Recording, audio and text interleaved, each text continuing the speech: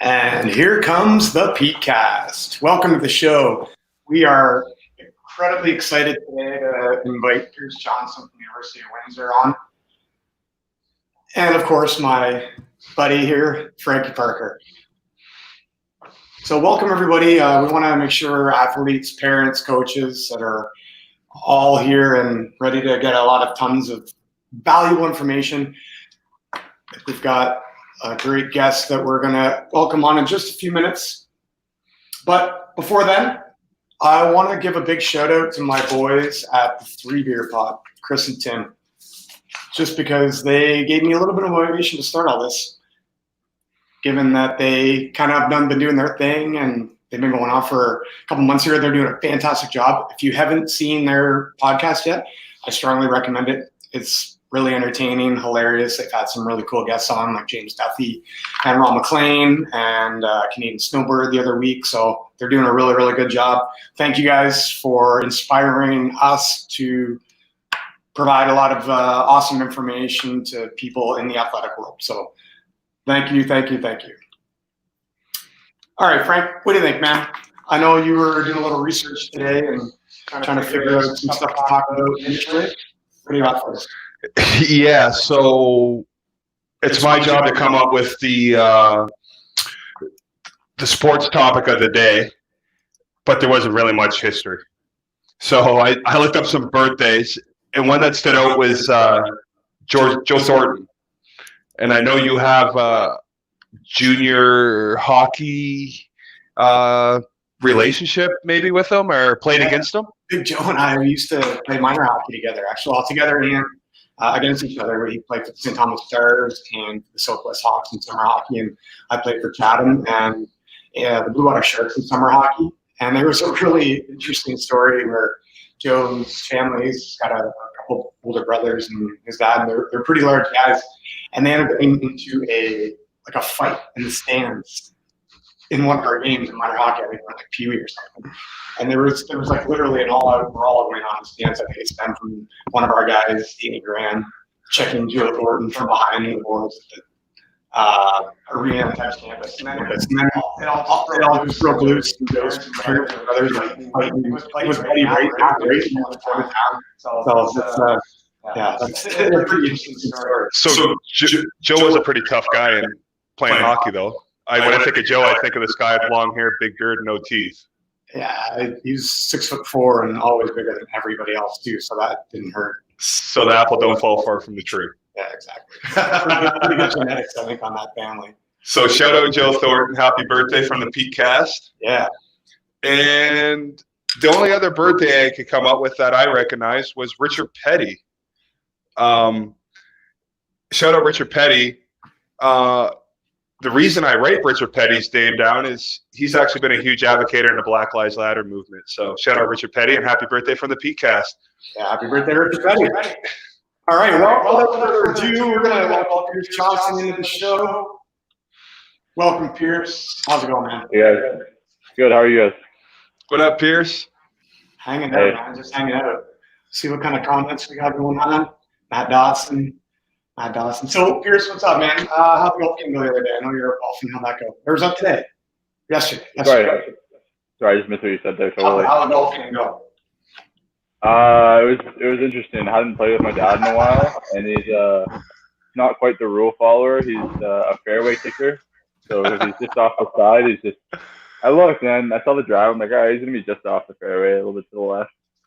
I drive up to the ball after him, and it's in the fairway. And I look at him, I'm like, I wasn't in the fairway. I kicked it. Neil's a cheater. Neil's a little cheater. I'm looking at his scores, and they're like the same as mine. And I'm like, I know I had 2 less strokes than you there. But, so what'd you shoot? That's the other thing. He lost the scorecard. I have no idea what I thought. We only played 9. But I went to the car. I'm like, oh, you grabbed the scorecard because he was driving and it was in the wheel. And he went, oh no, I forgot it. I was like, so I can't tell you. So your dad beat you by a stroke by the sounds of things. Yeah, it sounds like he beat me. Yeah. All right, so to get this thing started, we got a little bit of trivia to get going. We want to make sure that our audience gets engaged here. And you want to grab that? Yeah. we got a Pierce Johnson signed volleyball to give away to the person who gets the most answers the fastest. And it looks pretty legit volleyball. We got one on the autograph there, so thanks Pierce for that.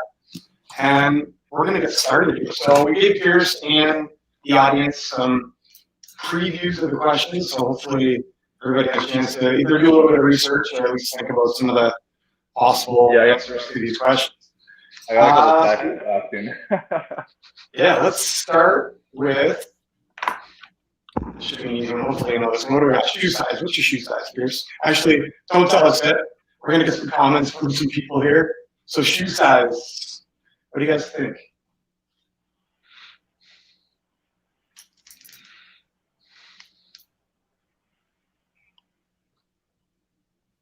Wait for a few comments. Maybe we'll go on to the next question potentially too. We'll preview all the questions and then we can kind of head back. Yeah. This is a cool one. We're going to touch on it a little bit later. But how many times have you represented your country? And why don't we just say, how have you represented your country? Maybe we're going to leave that real quick.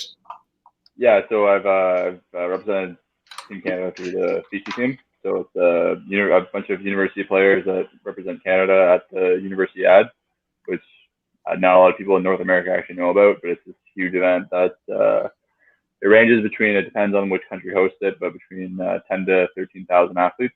And it's like a mini Olympics kind of. They have like a village they set up and everyone lives there. It's actually a really cool event they put together.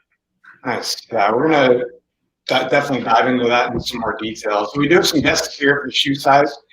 Robbie Shaw. Love Robbie Shaw tuning in. Thanks for tuning in again, Rob. Of course, Mrs. Smith's tuning in there too. She says 14. Yeah. And Matt the Pitbull says 11. Okay. Yeah, we must be pretty honored to get Matt the Pitbull Dawson watching our podcast. Right? Well, we're gonna get Matt on here one of these days too. We got to reach out to him and make sure that he knows that he is more than welcome to come on and give us some great stories too. I seen him out in the community signing autographs yesterday. Good for you, Matt. All right, last question. This is probably a pretty good one. And when's the last time you tested this? Before you give us the answer, when is this like a recent number? Is this like grade 10 or what are we talking about? No, this would be almost a year ago now. Yeah, it was probably like last summer I did this. And you've been doing our vertical jump program too, so it's probably at least like 4 or 5 inches higher. Yeah, so it's definitely higher now. You know, we'll wait till like mid-August maybe to test that. After that. All right. Any guesses on how many times Pierce has represented his country, and how high is the vertical? And we're going to give away this signed Takahara volleyball. And I only know my vertical with a running approach. I don't have a straight up and down number for you guys. So this is a spike touch number. So we got Mr. Smith guessing twice. And Mrs. Smith's also guessing 40. That's pretty legit. I agree. Matt Dawson says 2. I'm guessing that's for how many times we represented our country. Not the vertical. I hope so, because that could be that's cool.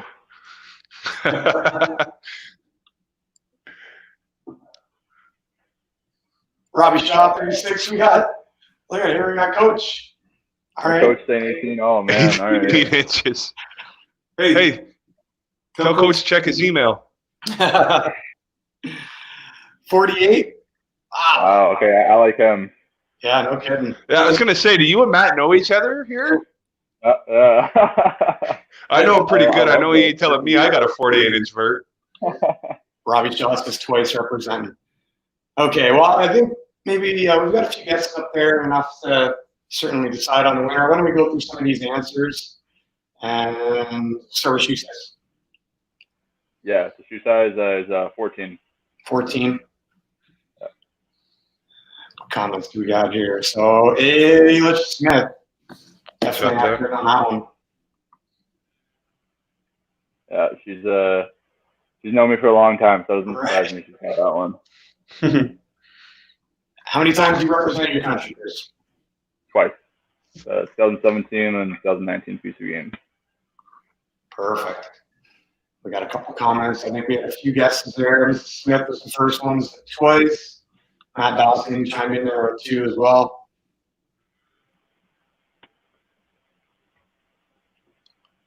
And the last one, vertical. So no one got it right on because it's a decimal. But so I don't know who you want to give this to, but it's with an approach, so not straight up. It's 39.5. 39.5. So I would say that's 40.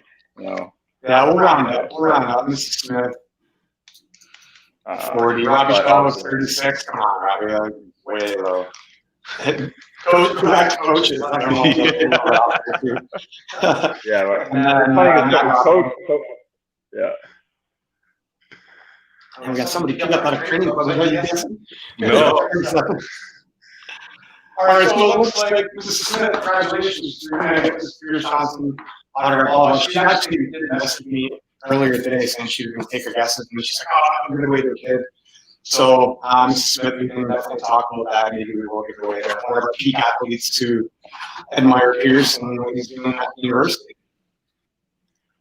Oh, So we're going to dive right in here, Pierce. I got a long list of statistics, and I don't want to embarrass you or anything here, but I'm just going to go through some of this. Like, you appeared in this last season, you appeared in 16 matches, 63 sets, recorded 196 kills, which is 4th in the OUA, 22 aces, which is 7th in the OUA, 76 digs. Best game was February 2nd against Toronto, 18 kills, 2 service aces, 6 digs, and 3 blocks. You ended up as OUA West Player, first team All-Canadian, University of Windsor Male Athlete of the Year, Westby Male Athlete of the Year, and according to Coach Kurt, Chatham Science. Yeah, that's a back and forth we got. I say it's him, he says it's me. So, So after I also say it's Quigs though too. So yeah, well, that's pretty accurate. I think I'd echo that. So after like an incredibly successful season, do you have a favorite moment from the season? it's funny because I would say almost every other year I had like a specific moment where like I'm like that was the greatest moment of the year. But this year there was just so many like mini moments and great like just experiences with the guys that I didn't have any like real like in my mind that was a big moment that stood out. There was one with one of our graduating seniors, Brad Jemmy. He reached a huge milestone in Lancer history. I think we figured out he was the first one in Lancer history to do it. He reached 1,000 points. And so we had this huge, like, we got him, like, the whole team signed a ball before the game, and, like, we revealed it to him at the game. And, like, he had no idea, and the whole women's team was out, like, too. It was just so awesome. We had a huge game against Western. The stands were packed. It was just so cool to kind of see that accomplishment he had, received, and all that hard work paying off for him. And it was just really a good team moment. I think I'll always remember. Yeah, some of those moments are definitely the most memorable. Personal, individual accolades aside, when you can celebrate with your teammates, a lot of times that will resonate and stick with you. Speaking of that, team rituals. What about pre-game stuff or after-game stuff? Do you have a favorite thing that you guys do kind of together as a team? Yeah, so there's 2. There's one that I started in my second year, and it kind of like some of the guys started doing it, and we started jumping into our shorts. I don't know, I can't tell you how it started, but you know, we're getting ready for games, and one day I was like, I want to try this. Like I'd seen the videos, and so I took the shorts, I jumped up and pulled them, and like it doesn't always work.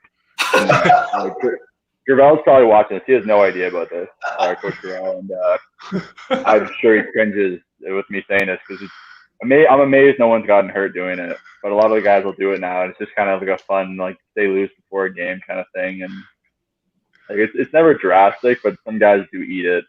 But it's something that obviously you go into some big matches, and the tension's pretty high. I'm sure there's some stress and preparation, so that to keep the mood light. And to hopefully, just not be so stressed out before games. Obviously, that helps you guys. Yeah, it just kind of get your mind off it. which is awesome. And then the other one is, this is by far, we do this every game. This has been since before I was here. We do our dynamic warm up on the court.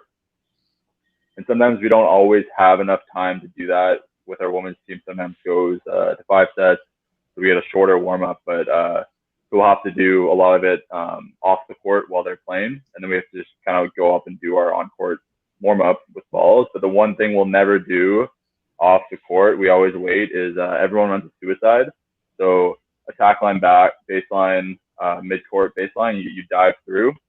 And we all do it. And then the last guy, which is the guy that does it now, is our setter, Nolan. He does it, and we all get a slow clap going. And it gets louder and louder. And then he dives into the team, and then we just do a little team cheer. And that's kind of, that's the game ready. Like, that's right, game time now. Yeah. So you got your relaxation time, and then you got your, okay, let's get fired up. Time to get going. Yeah. I'm just thinking about jumping into the shorts. With a 40-inch vertical, that's got to be pretty easy. No, it's not that easy, because it's you're in a change room, right? You guys know, like, some of them are pretty tight, and you're jumping. You could get bumped a little bit when you're in the air. You got to be careful with that. So Mrs. Smith says we're going to donate the volleyball to a Pete kiddo, and maybe Pierce off camera or whatever, we can kind of decide if you know any of our volleyball players that are here, and we'll figure that one out. Well, thank you, Mrs. Smith.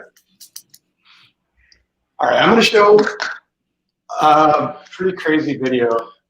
This is my favorite video. I love this.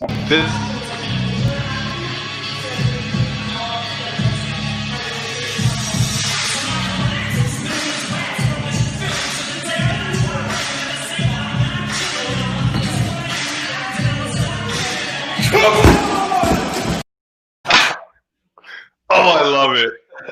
It gets me fired up every time. I was pretty fired up with that one. How does it feel just watching it? It makes me miss the weight room a lot. It's been a while since I've touched the barbell. So I was in the office. I don't know if you remember that, but I was in the office when you did that, and I heard the weight hit the ground. And I said, "What the heck was that?" And when I went in there, you were just how fired up you were and the energy you had in that room. After you did it, and seeing the video, how fired up when you did it. Watching that video, just being in that environment, that hands down my favorite video we have on that whole Peak page. Yeah, I got one.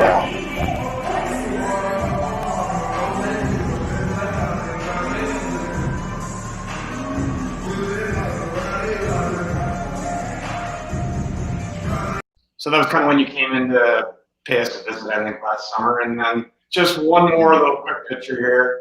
Something that you definitely worked extremely hard on, the before picture on the right, after picture on the left. Did a little bit of correcting on that shoulder and put on a little bit of size. Yeah, that was. I remember coming in the first day, and that would have been like April after my second year, and like everything was kind of like one way. Like I was just efficient in that way, and you're like, all right, let's fix that. And it was fixed after a couple sessions with you, which was awesome. Well, you got to put in the work, right? So that's kind of what Frank's going to touch on here in a second. Yeah.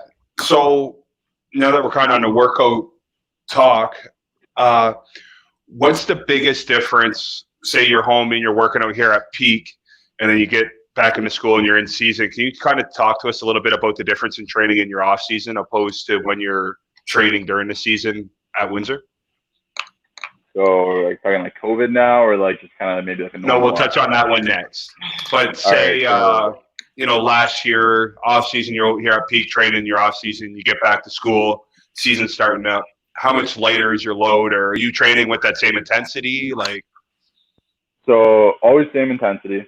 It's just kind of like when you walk in the weight room, it's just you gotta have that intensity no matter what you're doing, whether it's mobility stuff or something like a heavy clean.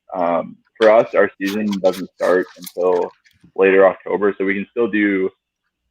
It's not heavy. We're not looking for gains in September, but we're still lifting. Like our program is not ending in August; it's more ending in September. So you're still doing big lifts then when you get there with the guys.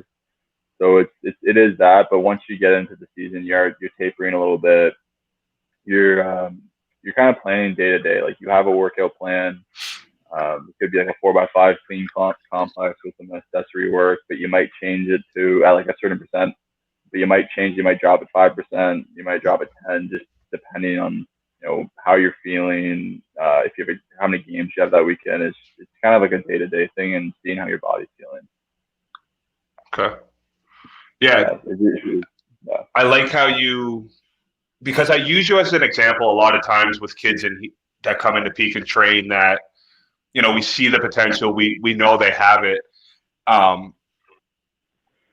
But the intensity is, I always try to explain to them, and I use you as an example of how intense you are when you're in here working out. And I was just talking to a kid doing a power, he was doing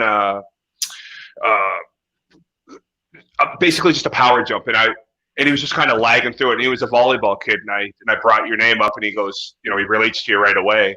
And I said, if Pierce was in here, he'd be locked and loaded and doing that jump. He wouldn't just be stepping through it. And right away, boom, boom, boom.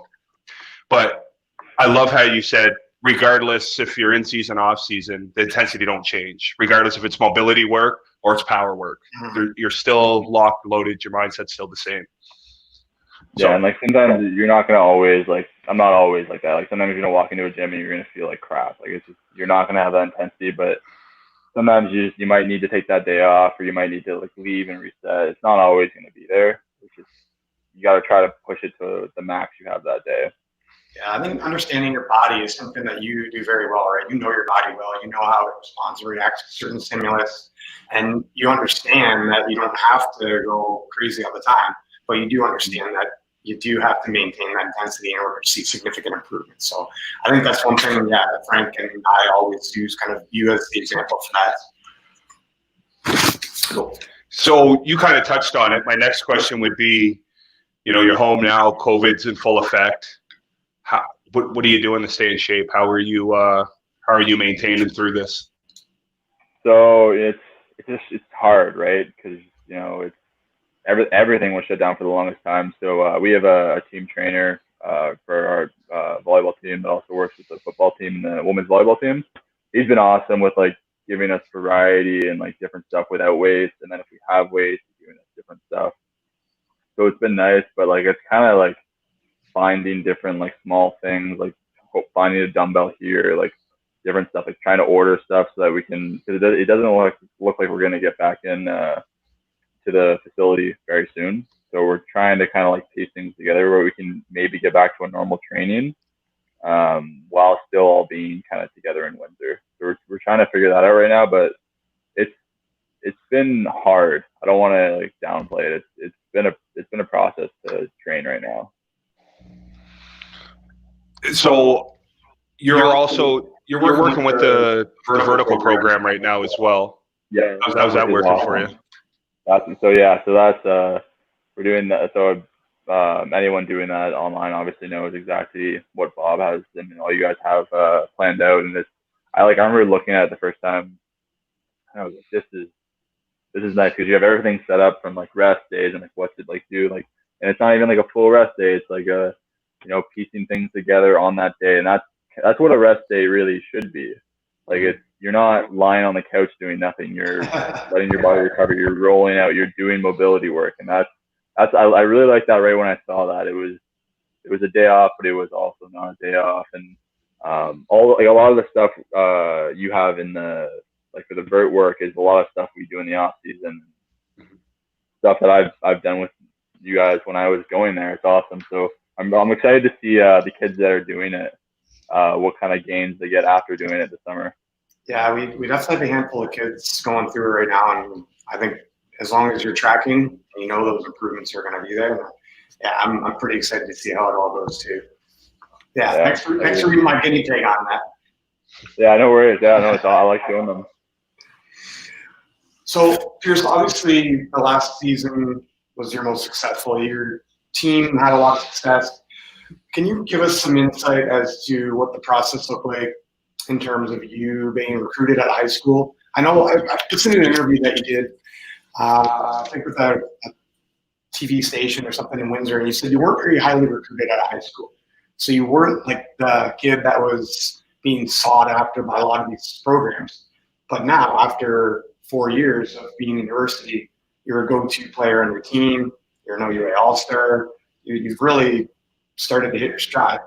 How did you put all that in place? And or maybe even allude to like why weren't you that highly recruited in high school versus the success you're having now? Yeah, so in high school, I volleyball was never like quite natural to me, but I loved it, and so I started playing. And every year as I got older, I kind of dropped one more sport to play volleyball. And in grade 12, it was volleyball and track, and I just really loved volleyball. So I was like, hey, like maybe I'll try to do this in university. So started talking to a couple of university coaches, but it was like 2 or 3, and then it wasn't all like full interest. It was just some talking. But the one that was the big interest was with James Gravel at Windsor, and it's kind of like right away it felt good, and it took me a while to kind of like realize what I wanted, and I wasn't sure if I wanted to go to university or not. But Gravel sat me down and said, hey, like this is going to be a good fit for you. I think if you come here, you have a lot of work to do, but I think if you do come here and you do the work that you need to, good things can come from it, and we can kind of turn this program around a little bit, because Windsor wasn't known for a volleyball school. It was a track and basketball dynasties, and volleyball just was always kind of on the back burner. Yeah, so I guess my big thing with you, and I look at a lot of our athletes and how they're starting to specialize at a younger age, and we're seeing a lot more injuries, shoulders, especially with our volleyball players. It sounds like your plan, even though maybe it wasn't necessarily like a plan, but how it ended up working out, was long-term athletic development. You were playing all sorts of different sports, and then at an age where you were mature enough to make a decision, or you needed to make a decision one way or the other, you made the decision and ended up excelling through that decision. But can you just allude maybe a little bit more to why playing multiple sports and not focusing on volleyball could have been beneficial for your long-term athletic development? Yeah, and like I 100% believe it did. So I remember in grade 9, I was on 5 teams at the high school. It's cross country, track, basketball, badminton, and volleyball. It was just like one ended and the other one started, or like sometimes interlocked. And I just kind of like to keep busy. I don't like to sit down for long. And I just, like grade 10 year, I dropped cross country, hated running. And it also interfered with volleyball. But it was going from 5K to 7K, and I didn't love that. So I was like, I'll cut that one. And then grade 11 hit, cut basketball, and so I just kept kind of cutting things. But I think that playing all those sports, like you learn different things that you specialize, like track. Derek Quigley, like ingrained A skips and like dynamic warm ups into me, so that I was ready every time when I went to go to another sport. And we're doing all these like different like movement skips for like training for volleyball now, and it's second nature to me. I don't have to think about it, but a lot of guys hadn't had that training before, so they're having to like learn the movements, and they're doing like the right leg up and they're doing it wrong. It's just all those little things that I learned from other sports, I think translated to volleyball and helped out. And then like you said, like you're not only playing volleyball, which would, if you're playing that all year round, that's just going to be a stress on your shoulder, your knees, and if you're not taking rest, that's just not good. When like my rest would be track, and that would rest my shoulder because I'd be like doing triple jump or something. So it's just kind of that balance when you're young. Yeah, that's a perfect answer. I think that's something that a lot of our young athletes can take something away from, because like I alluded to, we do have a lot of athletes that are playing volleyball year round now with beach. The OVA season seems to go on forever, and then some of our female athletes especially, they're playing high school volleyball and OVA volleyball at the same time, and their coaches, I don't know if they're necessarily periodizing the plan, or they don't know from high school to the OVA team how many swings they're getting every week, or how many jumps or how many contacts they're getting. So there is a lot of there's a lot of misinformation, and kids need to know that doing all sorts of stuff is definitely beneficial. Yeah, and like there's just that miscommunication, because like you could have 3 coaches between your high school, your indoor, and then so your high school, your club, and then your beach. Like they could be, and they might not know each other, and then you're doing 150 swings here, 100 swings there, 200 swings there, and then you have tournaments. You're gonna get an injury, even if you have a perfect arm swing. You're doing all the rehab. You're overusing it, and like at the university, like we have like belt trackers that track how many jumps we have, how high we're jumping every time, and like to see, okay, like you've jumped too much, you're done. Like you're gonna do other stuff now. You're not gonna jump anymore. Like some guys aren't jumping enough. It's like you gotta get your jumps in. Like otherwise, you're gonna start losing. Like so, we pay like close attention to that kind of stuff. Yeah, that's good. That's good for the long-term health of your players. Which obviously, if you're not on the court, you're not excelling. If you can't play, then you're not gonna have any success, right? I got a quick question from Robbie Shaw here. He's like, as a volleyball lover, I used to play beach volleyball at Rome. He had a ridiculous vertical in high school. He's 5. How tall is Robbie? 5'10", maybe. You're being nice. You're being nice. But this guy, he used to be able to dunk super easily, and he is a really good beach volleyball player too. But he's asking, maybe we should have added this to the trivia question. He's like, as a volleyball lover now knowing he's got a 40 for stand powerless elephants, how many six-packs do you have in your entire career?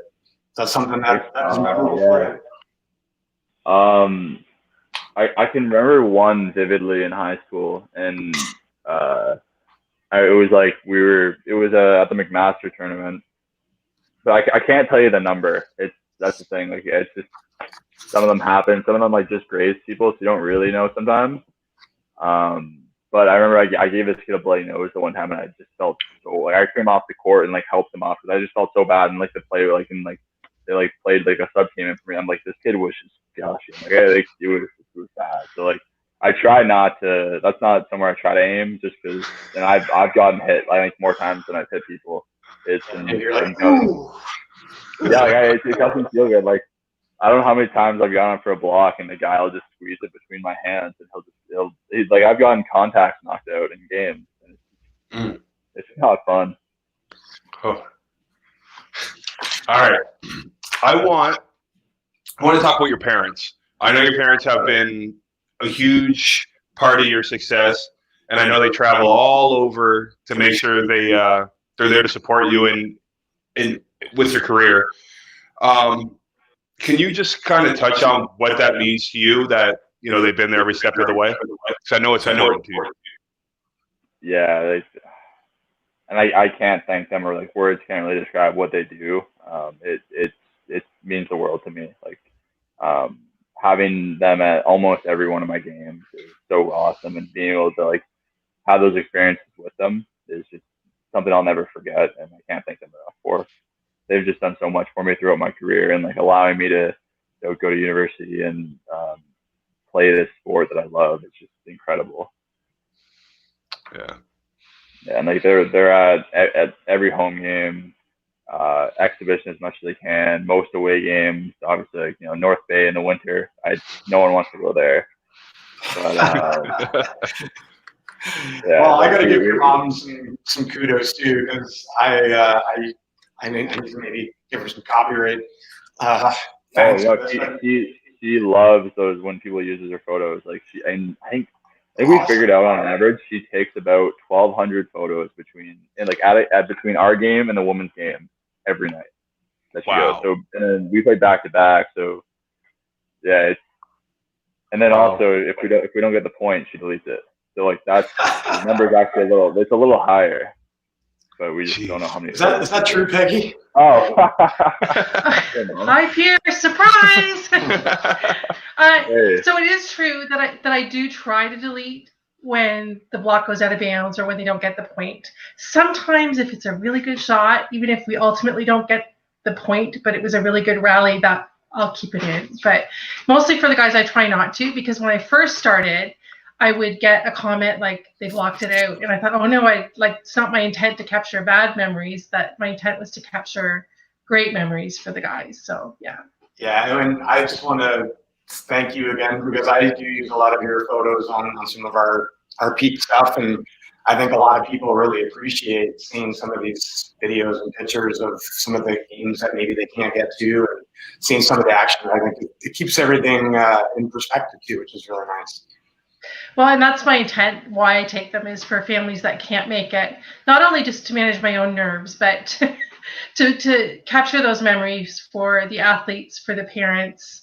And for me, it's magical to look back at pictures and remember those moments and the celebrations, and whether it be throughout the kids' elementary careers, their high schools, those pictures. Like, even Pierce says he doesn't like cross country, but if I took a picture of him running, I wanted him to look like he won the race, even if he might not have been in the top 10, right? It was all about those I definitely experiences wasn't and in the the top memories. 10, by the way. Okay, well, I wasn't going to rat you out, just saying. So Peggy, I know you have a press pass. Is this a true story? Can you get down into like some of the lower portions of games and stuff? Sorry, can you repeat the question? It just echoed a bit. You have a press pass to most of these games? Yes, I do. So I started taking pictures at Windsor, and as part of the experience, and part of it to manage my own nerves, because I was so excited that this, for Pierce, it was a lifetime goal to be there, right? And the one thing, and I kind of want to touch back when you talked about multi-sport athletes. I always said to the kids, you never know what you're going to be good at. So try, you never know. And Pierce loved volleyball, and it was something that whatever he put his heart and soul into, he kept learning and he kept trying. So the fact that he actually hit the varsity stage, and I really need to thank Coach James Gravel in terms of developing and giving him the confidence in himself to chase that dream. It just was great. So I took pictures to capture that experience, partly for my excitement and partly for Pierce's memories. And as I took pictures, I shared them. And the next thing, I was a bit worried. Like, I didn't want to touch on any of the official OUA photographers or the U Windsor photographers. They're amazing. And instead of touching on or stepping on toes, they welcomed me into the Windsor family. They gave me a media pass. It was great. Nice. I could go out on the floor and feel like I could take pictures at OUA Final Fours.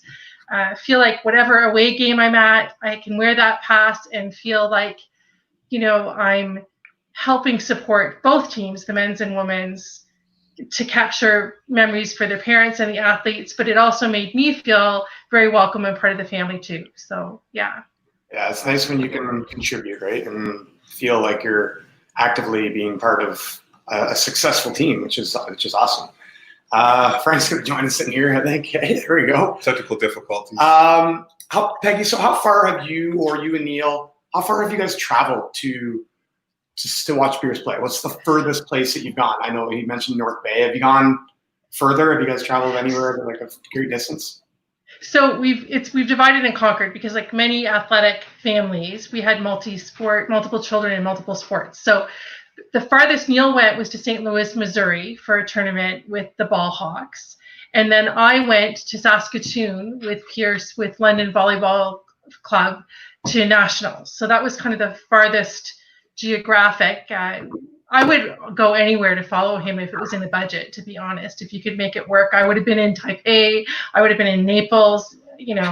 Anybody who wants to sign me up as a photographer, free flight, I'm there. But we try and make it and balance it with other family demands, whether it be, parents, children.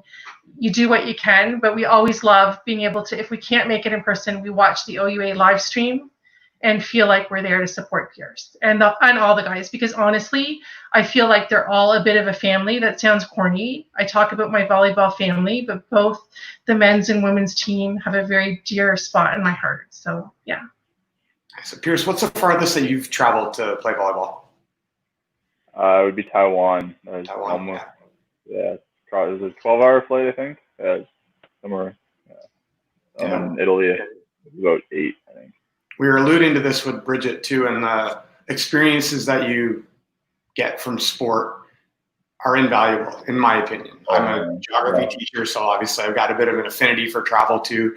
But you ask anybody what their favorite experience is, and it usually has something to do with being on the road or traveling when it comes to sport stuff, right? So I think that's pretty cool.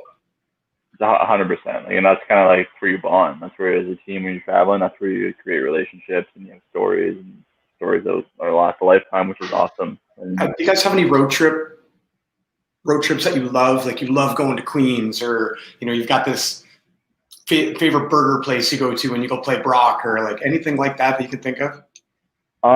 So every preseason we play in the Humber Cup, which is just a mix of college and university teams that go in 3-day tournament, and all the guys love going to Osmos, which is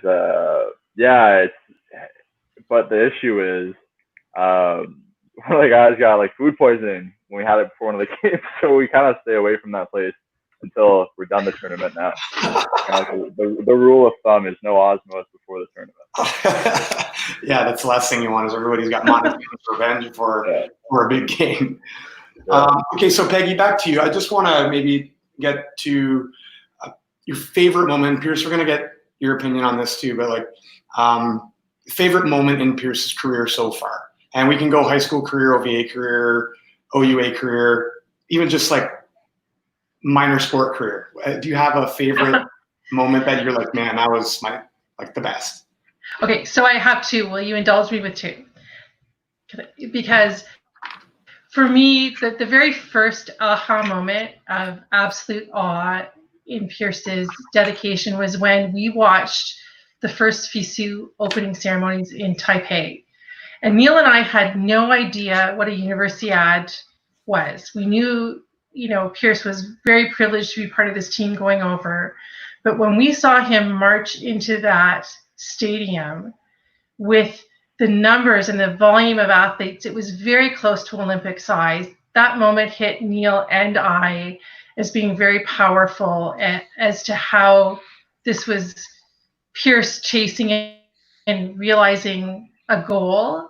And we were so proud. And it repeated again in Naples this summer. Like when I got chills when I was able to see him on camera coming in, draped in the Canadian flag. So that without fail, like being able to play on the international scene and represent Canada, just knowing how much that meant to Pierce as a parent, my heart was very full. But I also have an equal pride this spring when he was named Player of the Year for OUA West and nominated as first team All-Canadian. I literally had this moment of awe in terms of all of his hard work and appreciation, because as a parent going to these events, you see the brochures. I remember when Pierce was in second year going and seeing, the Danny Damiankos of the McMaster world, that they were the OUA Player of the West that year, and being in awe of these players and their skills, and Lucas Coleman from Ryerson, and saying, it's amazing that these players have reached this level of their career in their OUA journey. And last spring it was Pierce, and it really hit me how hard he'd worked to get there, but that he was also respected by, his coaches and the coaches in the league. And for me, that was probably a pinnacle, not to diminish the international, but it meant a lot to show that journey that he'd worked so hard.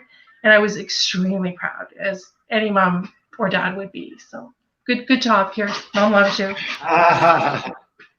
Yeah, I think Frank's alluded to this, but we use you as an example in our gym a lot, because a lot of the athletes that we have, especially the volleyball local athletes, look up to you. And I hadn't planned this question, but I think this is something that all athletes as role models have to think about.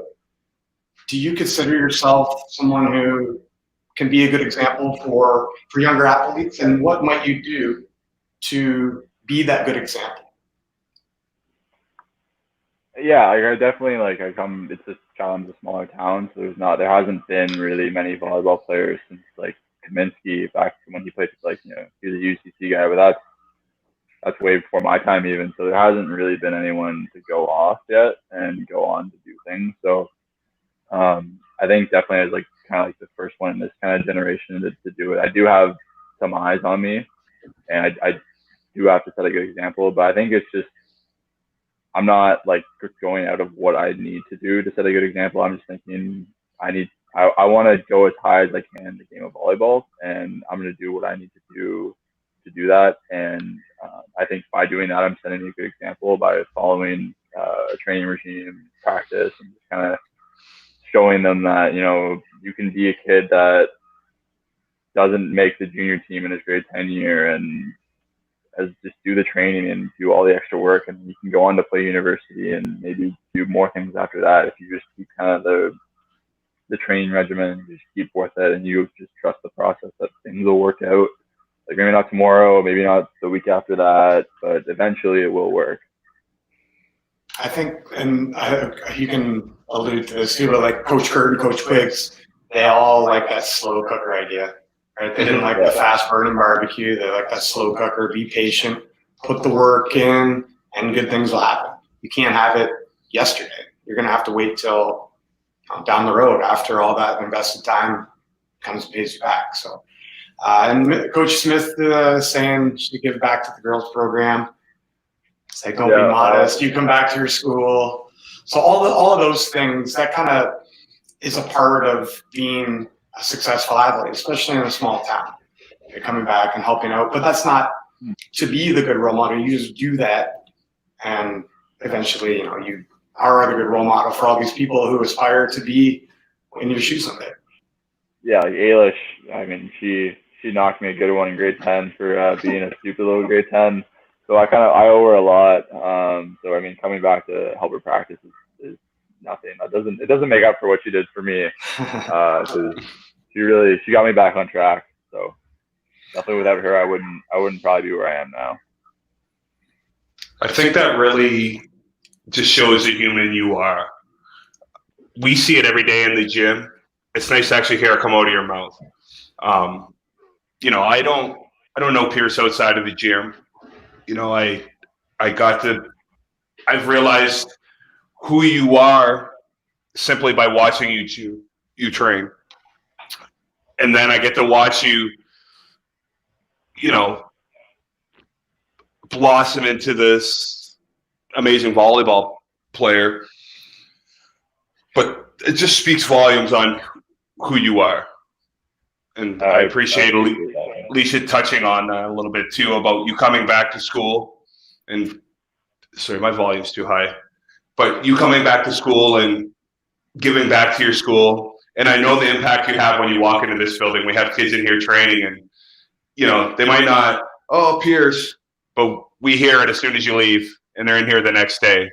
But I know the impact that you have on this community, and we appreciate it.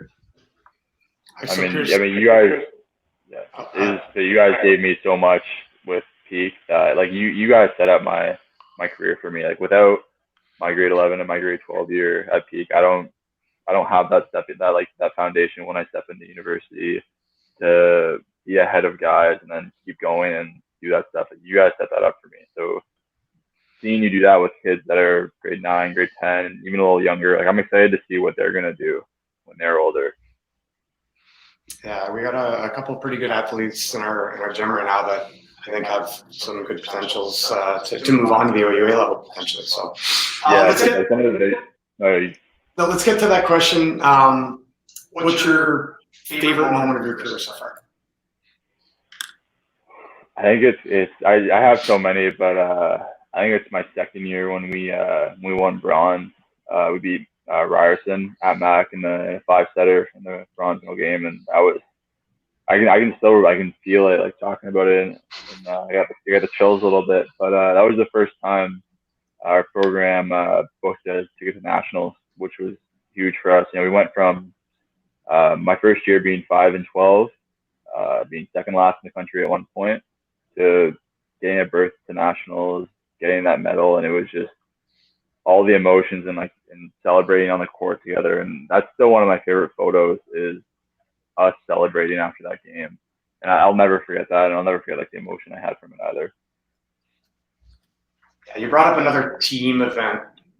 Obviously, you're having a lot of enjoyment being around your squad. I played in the golf tournament with you guys a couple of years back, the volleyball alumni golf tournament, and it just seems like a really fun group to be around. And there were some other guys from teams past, but you guys were kind of organizing it. I think the current team was responsible for a certain component of the tournament. It seemed like a really fun group to be around.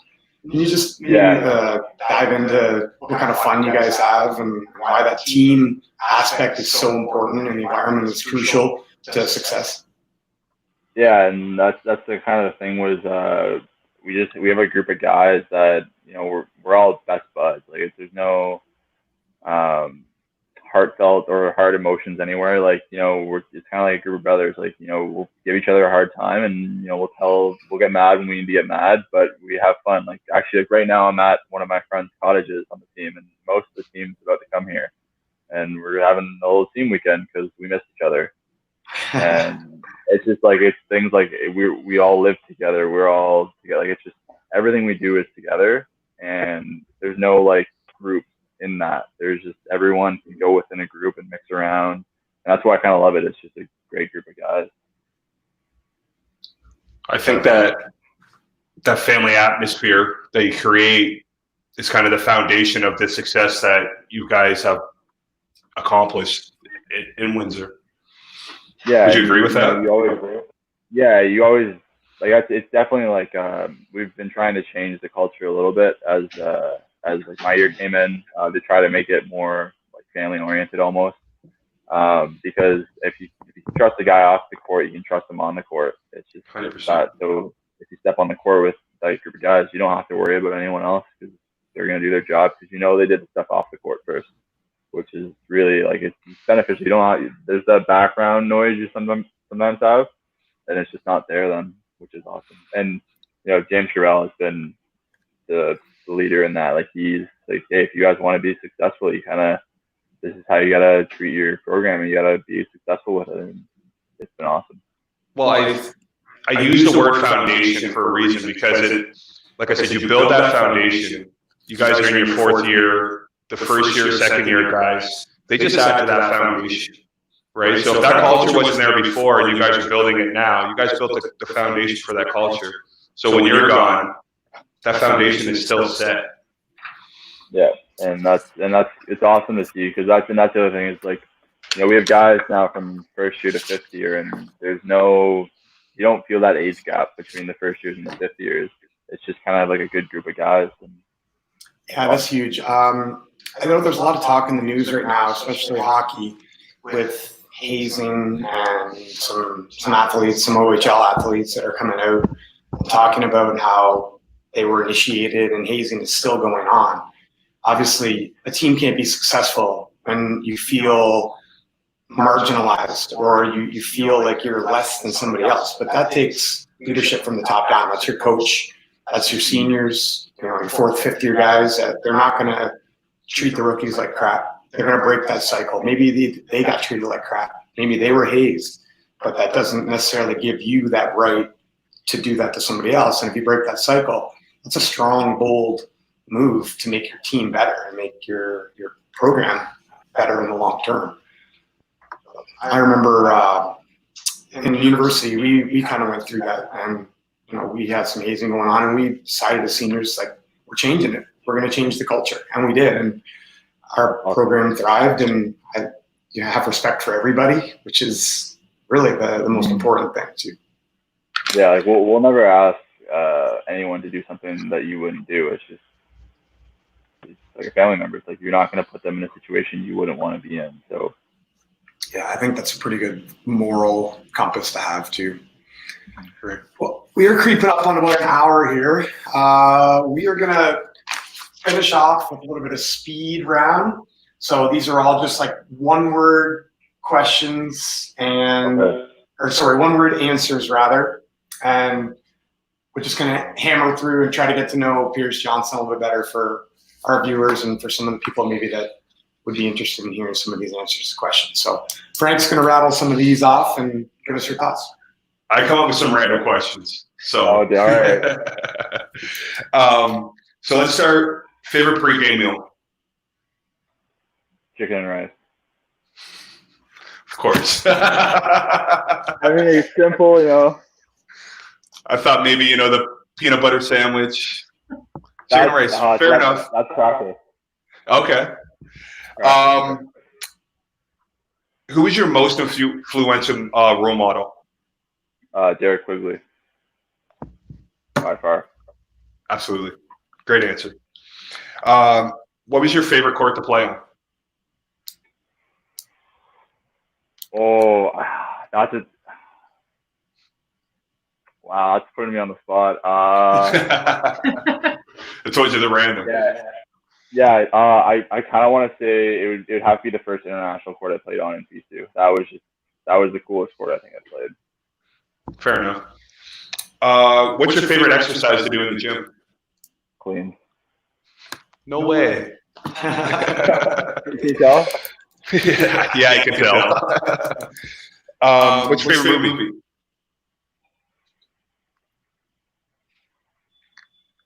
Oh wow. Put you on the spot. Step Brothers. Good choice. Favorite genre of music? Country. Okay, give us your favorite song. Oh man, that's tough. I'm sweating a little bit over there. You can admit it. I know it's French in low places. I was gonna go something more like Tennessee Whiskey, like slow jam a little bit, you know.